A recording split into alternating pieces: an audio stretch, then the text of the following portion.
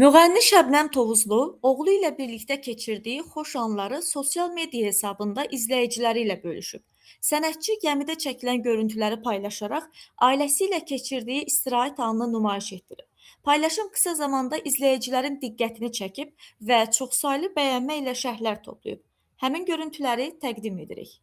Dünya bilsin, seni sevdiğimi, bu alem bilsin, seni sevdiğimi, bu alem bilsin.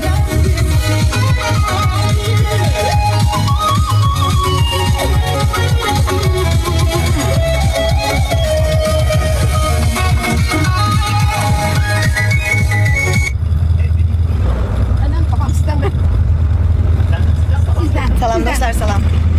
Hər vaxtınız, gününüz xeyirli uğurlu olsun. Əli səhər-səhər gəmini istədi. Biz də məcbur ona uyuduq. Ekmeği versin. Ay Allah, Əli bir tikə qoymadı, ne çörək yeyəm, hamısını quşlara atdım.